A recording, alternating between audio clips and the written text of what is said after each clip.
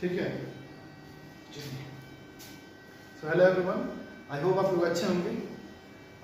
ये video class 10th का बच्चों के लिए है, जो हमारा चैप्टर 1 जो चल रहा था, रियल नंबर 1.1 का इंट्रोडक्शन जो चल रहा था, वो इसका एक पार्ट 12 है ना, जिसमें हम लोग पढ़ने वाले थे यूक्लिड डिवीजन एल्गोरिदम से रिलेटेड कुछ क्वेश्चन करने वाले थे। इसका जो थ्योरेटिकल पार्ट है कि यूक्लिड डिवीजन एल्गोरिदम होता क्या है, वो पिछले वीडियो में करा दिया गया, तो ये पार्ट 11 था। ठीक है, तो ये वीडियो से आप स्टार्ट नहीं कीजिएगा देखना, इसके पहले जो पार्ट 11 है वहाँ तक आप लोग टोटल देख लीजिएगा, तब पार्ट 12 में आइएगा। ठीक है, तो आपके लिए काफ़ी बेनिफिशियल होगा। ठीक है, अब आते हैं, देखिए एनसीईआरटी का क्वेश्चन है, मैंने शॉर्ट में लिख दिया है, तो पूरा लिखूंगा तो एक पैराग्राफ यहाँ पर हो जाएगा। ठीक है, तो क्वेश्चन आपका ये था कि एक कोई दुकानदार है, मिठाई की दुकान वाला, उसके पास दो तरह का काजू है, एक दो तरह का बर्फी है, सॉरी फॉर दैट, काजू बर्फी और एक बादाम बर्फी है ना।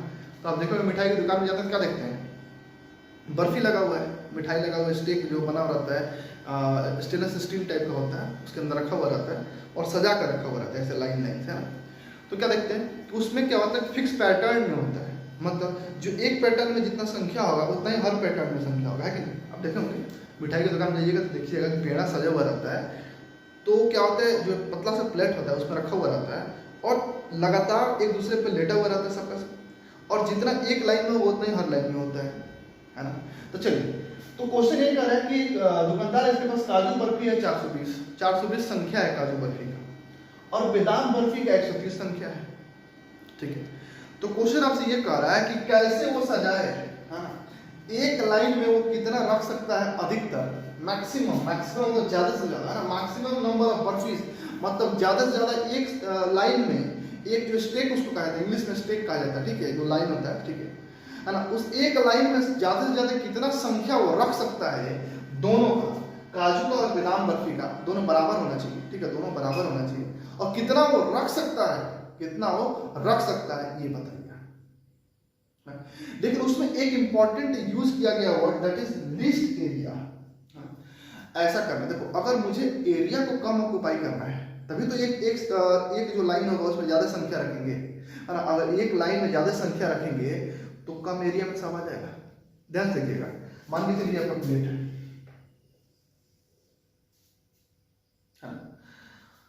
तो अगर मैं ऐसा मान के चलिए 4 लाइन, अगर मैं एक लाइन में 30 रख रहा हूं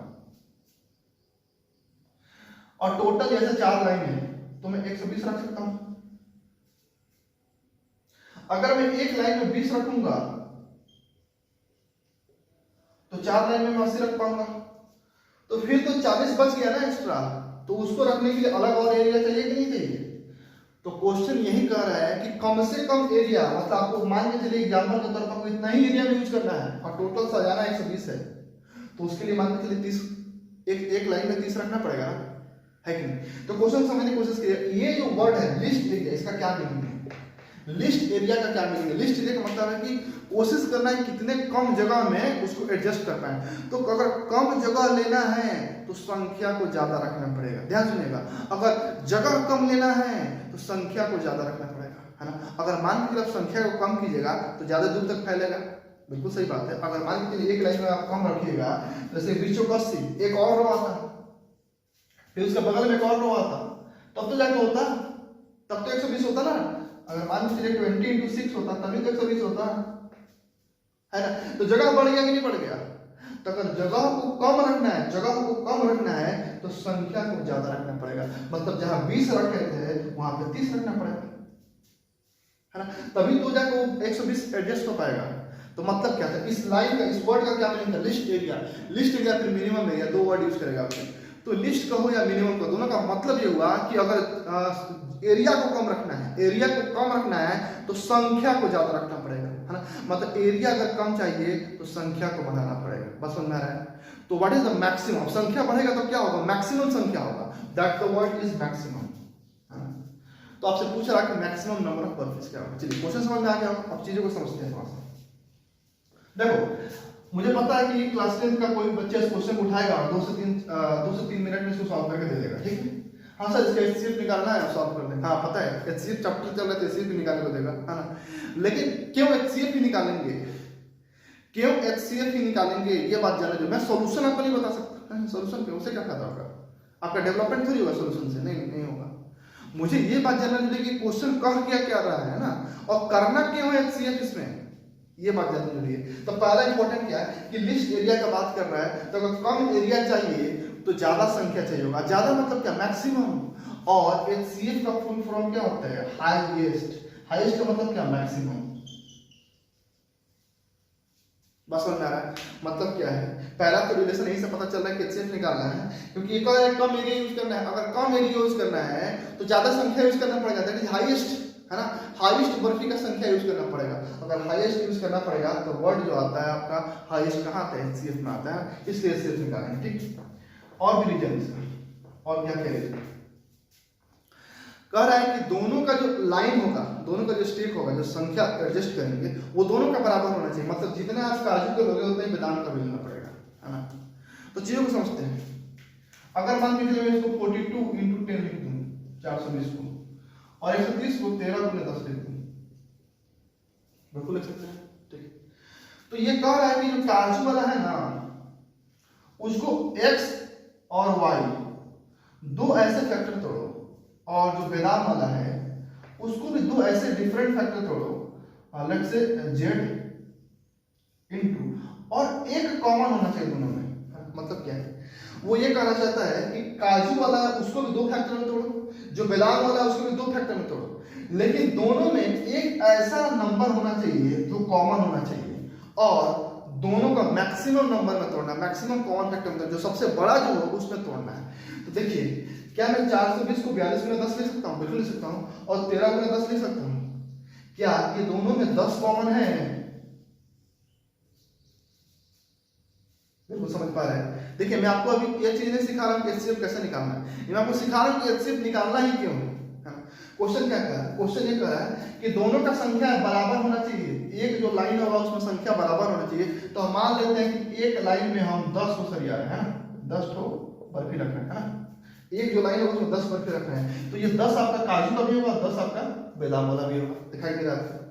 तो दोनों सेम रखना है, तभी तो सुंदर लगेगा, इसलिए 10 दोनों में रखना है। तो देखिए 10 रख दिया गया, पसंद आ रहा है, पसंद आ रहा है। तो अब ये 10 वाला जो होगा, जो आपका काजू बर्फी था उसका संख्या ज्यादा था, उसका संख्या ज्यादा था, तो वैसा 42 आएगा। क्या आएगा? 42 लाइन सजेगा। मतलब एक लाइन में अगर 10 सजा रहे हैं तो 420 सजाने के लिए आपको 42 लाइन सजाना पड़ेगा वैसे। और बादाम वाला 130 था, संख्या कम था, तो उसको भी अगर 10 सजा रहे हो तो दोनों बात बराबर हो गया, एक दूसरे के बराबर आ जाएगा। 10 सजा रहे हो और 13 लाइन सजेगा। तो क्वेश्चन यही कह रहा था, क्वेश्चन क्या कह रहा था कि संख्या बराबर होना चाहिए और मिनिमम एरिया यूज करना है तो मैक्सिमम संख्या रखना पड़ेगा। तो 10 रखेंगे तो 42 लाइन किसका होगा? काजू का होगा, और 13 लाइन बादाम का होगा। तो बिल्कुल, तो क्या होगा? एक संख्या एक लाइन में कितना रख सकते हैं? तो 10। ये आपका 10 आंसर हो गया। ठीक है, लेकिन ऐसा कैसे आएगा? क्या आपको प्रोसेस पढ़ना है? ये प्रोसेस आपको नहीं पढ़ना है, ये बस आपको लॉजिकल समझाएगा, लॉजिकल अप्रोच समझाएगा इस क्वेश्चन के रिगार्डिंग। अब आपको देखना है कैसे सॉल्व करना है। ठीक है, तो सीधे सीधे बात है कि आपको ये बात पता चल गया। क्या पता चल गया कि सर हमको तो ये बात पता चल गया कि इसका HCF निकालना है, तो निकाल लो। और आपको HCF निकालने का जो मेथड पढ़ा है, कौन सा मेथड है? EDA, है EDA, यूक्लिड डिवीजन एल्गोरिथम। तो यूज कीजिए 420 और 130, है ना। इस दोनों में कौन बड़ा है? तो सर ये बड़ा है। जो बड़ा है वो क्या होता है? आपको डिविडेंड हो जाता है। तो 420 = 130 इनटू समथिंग प्लस समथिंग, है ना। अब एक क्या आएगा? समथिंग समथिंग क्या आएगा? जब डिवाइड करोगे तो पता चलेगा। डिवाइड कीजिए 130 42 420 13 3 जा, है ना। कितना आ गया? 30, है कि नहीं? दैट मींस इनटू 3 और यहाँ पे 30, है ना। मैंने क्या बोला था? कब तक काम करना है जी? जब तक जो रिमाइंडर है वो 0 नहीं आ जाए। तो क्या रिमाइंडर 0 है? नहीं सर, नहीं आया। अब क्या होगा? ये उठकर यहाँ आ जाएगा तो 130, और ये उठकर यहाँ आ जाएगा 30 इनटू समथिंग प्लस समथिंग, है ना। अब क्या करना? फिर से कीजिए, तो 30 130, है ना। ये सब कैलकुलेशन आप लोग ऑन द गो भी कर सकते हैं ना, मतलब मुंह पे भी कर सकते हैं। 130 10 बचा, तो करते हैं। दैट मीन्स यहाँ पे 4 आएगा और यहाँ पे 10 आएगा। क्या रिमाइंडर 0 आया? नहीं सर, नहीं आया। फिर करना पड़ेगा, कीजिए।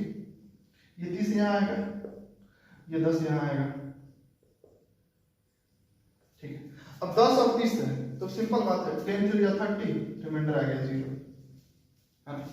मैंने क्या बोला था कि जिस स्टेप में रिमाइंडर 0 हो जाए, रिमाइंडर 0 हो जाए, उस स्टेप का, जिस स्टेप में रिमाइंडर 0 हो जाए उस स्टेप का जो डिवाइजर होता है वही आपका क्या होता है बाबू, HCF होता है कि नहीं? अरे बोल दो, है कि नहीं? बिल्कुल सही बात है। दैट मींस HCF कितना हो गया, 10 हो गया। तो ये HCF 10 किसका किसका होगा, तो बताते हैं किसका होगा। पहले तो ये इसका होगा 130 और 30 का होगा, तो आप कह सकते हो कि 130, 30 इसका भी HCF होगा। ये आपको लिखना नहीं है, आपको समझा रहे हैं, ठीक है? ये आपको नॉलेज के लिए बता रहे हैं। ये आपका आंसर हो गया यहीं तक, HCF 10 है ना, लिख दोगे। So the maximum number of काजू एंड बादाम barfi in one stack is equal to 10। बस आपका आंसर हो गया। लेकिन चीजों को समझना भी जरूरी होता है। तो HCF आपका किसके साथ 130 और 30 का दिखाई दे रहा है, कितना हो जाएगा, 10 हो जाएगा। इसके बाद 30 और 10 का, हाँ 30 और 10 का भी कितना होगा, HCF 10 होगा। क्या होगा, 10 होगा।